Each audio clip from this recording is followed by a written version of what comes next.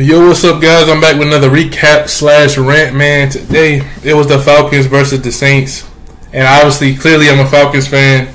But today was one of the worst beatings I've seen that the Falcons have taken by the Saints since, obviously, the first opening of the Superdome after Hurricane Katrina. And it was in the Superdome.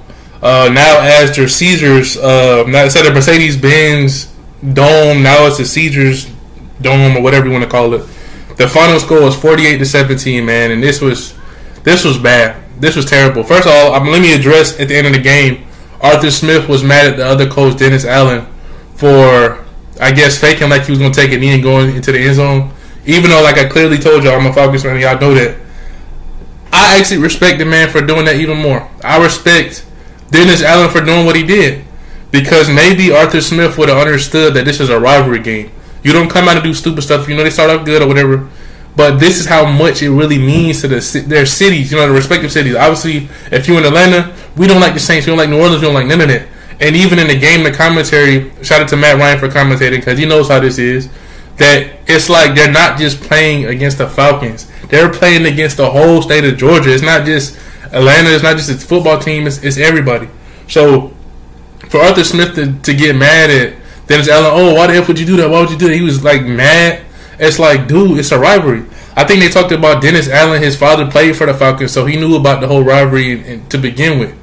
This is when you're supposed to put everything on the line. This is when you're supposed to go coaching like crazy. The players, everybody's supposed to be hyped up, and that's exactly what happened. Now, Sean Payton wouldn't have did this. He probably wouldn't have went for it, because I remember some years ago being in the Georgia Dome. They took a knee at the 1 yard line, and actually the game was over with. That was the Mike Smith versus the Sean Payton days, and Mike Ryan versus Drew Brees. Amazing days, man. Amazing days. But as far as that, I don't have no problem with what Dennis Allen did. I don't want it to happen against my team, but for Arthur Smith to get mad, it's like, look, you should have never allowed this to happen in the first place. You should have went out there and took care of business. Even though the Buccaneers did beat the Panthers, and, you know, that was it for us anyway. You don't go out like this against your rivals. And probably your last game as a Falcons coach for being 7-10 for the past 3 years or something like that, or however long he's been coaching. This was terrible. And Desmond Ridder played great this game until the interception came up, and then everything's went down here from there. But I feel like we came out more explosive than ever. But this was bad, man. This was a bad look. I feel like the defense played the worst game it's ever played. And just like last week, that was the most points we got scored against the Bears. Shout out to you freaking crazy, insane Bears fans that went nuts on my last video. Y'all really love y'all team, and I respect it. So I have nothing bad to say about y'all Bears fans. So good stuff. I appreciate y'all for watching me and stuff like that. But back to this game. All right, let me just get into it. That was my whole thing about Arthur Smith and the whole Dennis Allen thing. I would did the same thing too. So I don't know why you mad. If you should have been able to defeat him, it would have never happened. Just like how Cam Newton used to say, "Don't get mad at me celebrating, just don't let me get in the end zone." That's pretty much my whole thing right here. I don't want them to celebrate. I don't want them partying, and I don't have to hear it whenever, you know, people go back to work and stuff like that. You don't have to hear, "Oh, the Falcons is back." We hate that. But as a coach that's coaching a team, you're not supposed to let the other team even get a chance to do that to you in the first place. So anyway, man, let me go to the Saints side, and then we'll come back to the Falcons side. So anyway, as far as Derek Carr on the Saints, let's talk about their offense. But they got this name mixed up. Derek Carr. First of all, before this game, obviously since I've been a Falcons fan, I know for a fact Derek Carr, this was his first time beating us. This man was 0-3 before this game, and now he is 1-3. And this big one win against us was like bigger than any of the losses he's had. He had two when he was with Oakland, one when he was in I think he went from Oakland to now he was Vegas, and then now he went to New Orleans. So yeah, he lost in three different states, if I'm not mistaken. So anyway, man, for him to finally get a win against Atlanta, I know he's happy about that. Dude had a career high with 4 touchdowns this game. He had a career day going against us, and like Matt Ryan said on commentary, it was really much to his offensive line. Derek Carr has always been a good passer, but when he's confident, that's all you need. He threw some dots today. The first touchdown was over 80 Terrell to, I believe he was a rookie or something. This dude, A.T. Perry, I don't know if he's a rookie or not, but A.T. Perry, The dude, I don't know why AJ Terrell didn't even put his hands up or not, but that was a dot. The throw to Chris Olave was coming behind him, but he still called it.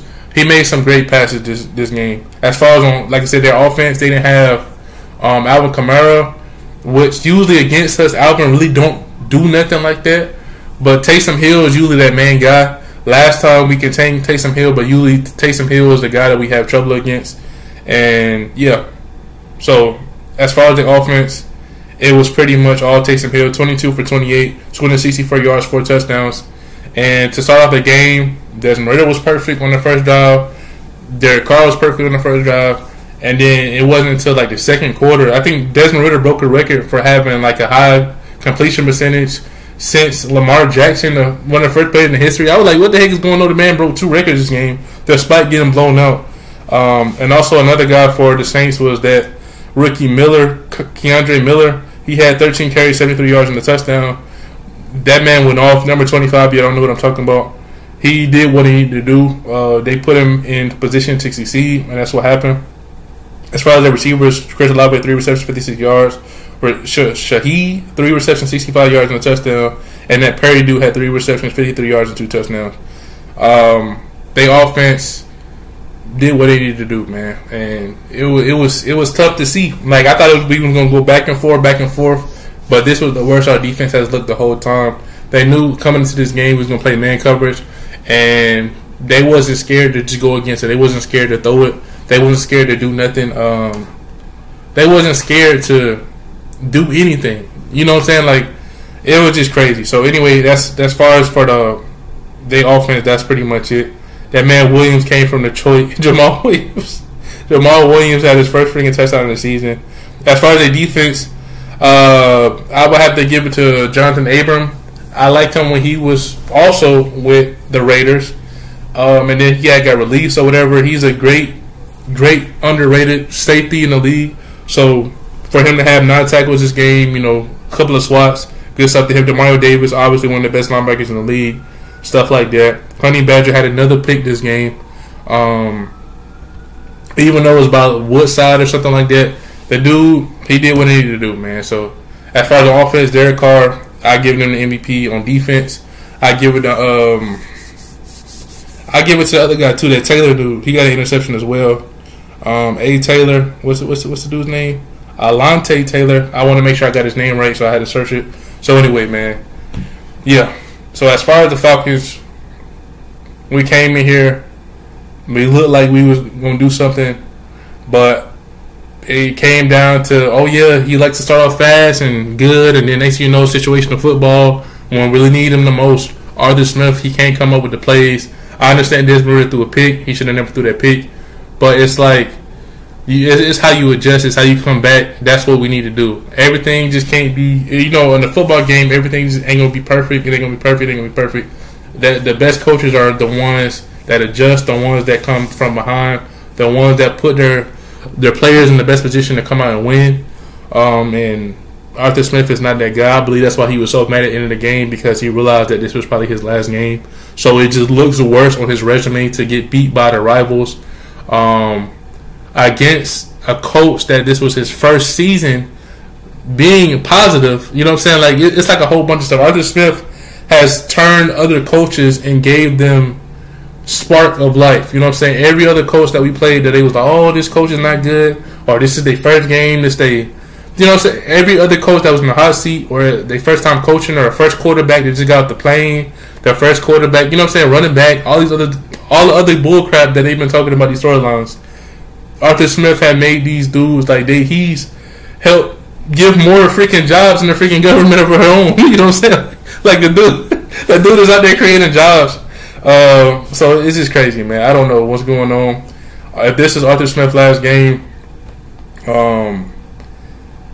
like I said, it was cool watching his interviews, but hey, man, you gotta do what's best for the team, and the best for the team is utilizing the talent. You can't draft Kyle Pitts and not use him. You can't draft Drake London and not use him.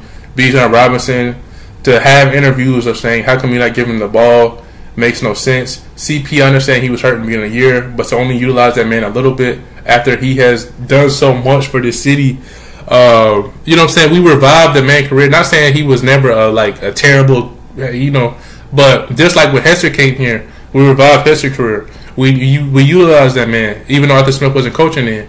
We utilized Cordell Patterson. He got hurt a little bit. He should have been able to utilize more once he got hurt healthy. But it's like I told you, every time they show Arthur Smith on the sideline, the dude was just flipping back and forth, looking at the playbook upside down, biting his lip like, what the frick do I call? And that's not a good look every single time the camera pans to you. That is freaking terrible. That is not a good look at all for a head coach. And to lose this game like this is freaking terrible. It's bad. As far as Desmond Ridder, if I'm not mistaken, I don't know if I'm lying or not. I don't know if it was the Ravens or it was the Saints that was Desmond Ridder's first career loss last year or not. But this was not a good look for him as well, man. I don't know. I don't think Desmond Ridder gonna play for us no more. It was cool. He was cool. I feel like he's one of those guys. I ain't gonna call him a Brett Favre. I told you he could be Mahomes-esque, but he's just not at that level yet. He still needs more time to develop. I like him a lot, and he showed flashes that he can be a great quarterback in his league. But I don't think it's gonna come down to it. And I know people are gonna flame the Falcons. Oh, we should have got Lamar Jackson at one point. Somehow they talking about we're gonna get Russell Wilson, but I told y'all I highly doubt freaking Russell Wilson is gonna come down here in the city of Atlanta with his where his baby or his wife's ex-baby daddy lives at in the city. You know what I'm saying? It's not gonna happen, man. It's not gonna happen. Russell Wilson is not gonna come down here. Probably go to the Steelers or something. But as far as Desmond Ridder, man, 22 for 30, 291 yards, 2 touchdown interception. Logan Woodside came in and threw a pick to Honey Badger. I don't know what the heck Honey Badger was doing. I guess he didn't think nobody was around him. He could have scored a touchdown. I don't know if he was thinking about going down around the clock. But if Honey Badger never did that and just scored the dang touchdown, I don't know what he was thinking. I don't know. I would have scored the touchdown. I would have went crazy. Everybody named Mama who did that would have scored the touchdown. If he was that far, I understand people usually catch it and go down. But if I'm at the 1 yard line, I'm diving in the dang end zone. But hey, I guess I don't know what he was doing. But shout out to Chris Lindstorm on that play too for running fast. I didn't know linemen can do that, but I guess Madden did get that right because I'd be like, why is this offensive lineman catching up to me? Chris Lindstorm hawked that man down. So gets up to Chris Lindstorm, but they end up scoring it at the end of the day. So anyway, Bijan, he had 7 receptions for 103 yards and a touchdown. I thought he was going to get the rushing yards, but he really didn't. 11 carries for 28 yards. So I don't think he got the 1,000 yards rushing, but he did. He did set a team record, if I'm not mistaken, for the most yards scrimmage or something for a rookie of all time, something like that. So anyway, good stuff on that. Scotty Miller, 2 receptions, 66 yards, his best game of the season. I wish we utilized him. We would have utilized him more as well, but it was. I don't know what they're doing, man. Drake Leonard, 4 receptions. I don't remember him even catching 4 passes, to be honest. 41 yards. Jonnu Smith, 3 for 29. Jonnu Smith scored a touchdown. Bijan scored a touchdown in this game. The fact that Bijan had 7 for 103 is probably the best stat for any receiver this whole freaking season, which is crazy. But as a running back, it's nuts. So that's our offense. Like I told y'all, Ridder, he was cool. But, man, we got to just make up the mistakes. And then the next time when the center hiking the ball when the quarterback's not even looking. I know a lot of people will probably blame it on the quarterback, but if you checking the defense, you're not looking for the ball. I know you got to be ready, but it's like, come on, man. That's not a good look for the center. This man, Van Jefferson, the dude was the worst trade we've ever had in the history of the Falcons. I know we had some bad free signings, but that trade, I don't see Jefferson playing for us again, ever. I don't even think he deserves to be on our practice squad. He needs to go back to Rams or go on the Saints or something like that and drop some passes for them. Other than that, let's go to the defense. Nate Lemon. Obviously, Caden Ellis got hurt in this game, which is crazy. Obviously, he was his former team on the Saints. Number 55, that's what Caden Ellis is. But Nate Lemon, they said, I believe he was third. Third in tackles on the team. He had 10 tackles this game, which is insane. So, yeah. Anyway, that's pretty much it. And shout out to Calais Campbell, man. I know in the beginning of the year, I was like, oh, man, this man Caden, not Caden, but this man Calais Campbell, he's trash and stuff like that. That was all tough love. I know Calais Campbell was not trash. I told y'all that. He was never trash, but in the beginning of the year, he was playing like trash. And over the course, ever since he got his 100 sack, he showed us exactly what he should have been showing us. And I respect him. I like him. I hate that we ended his career like that. If this is his last game, this is not a way to go out. It was, what I'm saying, even when we had Tony G on the team, at least he went out in the playoffs. He got his first playoff victory game with us. But Calais Campbell, to have his last game to get blown out like that, and then he got to be in the city of people partying, and it's not a good look, man. And he got hurt this game a little bit. That is no way to go out. So I respect Calais Campbell, man. Good dude. He been playing for a long time. I think him and Matt Ryan was talking about how he used to talk to him or used to play against him when he was in Miami. He used to talk to him, oh, should I go out and get drafted this year, stuff like that. I did not know Matt was like 1 year older than that, man. That's crazy to think about. So good stuff on that, man. But this season, it was a huge letdown. The fact that last week, we could have just won this one and then won this one, but we lost 2 of them. It's like even if the Panthers would have won, it's like, wow, no way you lost 2 opportunities back to back just to lose like this. You start off a new year worse than what you was before. That's the bad part about it, man. Yeah, so I mean, that's pretty much it. Jesse Bates had 4 tackles this game. Calais Campbell, he had 5, and he had a sack this game. Richie Grant had a sack after getting dominated this game and last game. Yeah, man. Ain't really too much else. I just hate that we can end the season off like this, man. But I don't know what else is going on. But like I said, this is Arthur Smith's last game. It's been cool, but hey, we was looking for you to do better, man. And this is probably it. As far as Desmond Ridder, if this is his last time him being a quarterback for us, it was cool. I appreciate you for rallying up the city, especially those first 2 games. It was fun. We went against the Panthers and then the Packers. Those were some of the best feelings of, oh shoot, is Desmond Ridder gonna lose a game at home? That whole feeling, like when Matt first came to the league and then he didn't lose a home game for a long time. We had the best record at home. It was like that same feeling. It was like that new regime. It was like that new beginning, that new happiness, and hey, it was that false hope stuff going on, man. So hopefully we can find something that's going on. So yeah, I don't want to drag it on too long, but I just want to say I appreciate y'all. Y'all like, subscribe. Hopefully we get monetized on YouTube, man, and we can continue to do this full time. But hey, man, I hope CP comes back next year with us. Cordero Patterson. If anybody don't come back, I hope it's CP, and that's the main person I want to come back, man. I don't want them to do like they did Brian Finneran or Roddy White or Matt or anybody. Like anybody that want to stay here, they do them wrong. So I don't want that whole thing. I want him to retire here. I want him to stay here. I don't even want them to do what they did to Hester. Hester wanted to stay here too, and then he went to Seattle, and it was crazy, man. I don't want them to do nobody wrong. So hey, let me know what y'all think. How y'all feel about the Falcons season? I hate to lose against the Saints, but hey, they proved that they wanted them more, and that's what's happening. Hopefully they get knocked out today. After, because they still have high hopes, hopefully winning the team, I think the Packers or another team they said they need to lose, but yeah. Anyway, that's it, man. I'm out. That's the end of the season. I guess as far as the Falcon topics, we'll see what happens if Arthur Smith gets fired or if somebody get released or the draft. That's the next time we can talk about the Falcons, man. Make sure y'all like, subscribe, and let me know what y'all think. I'm out.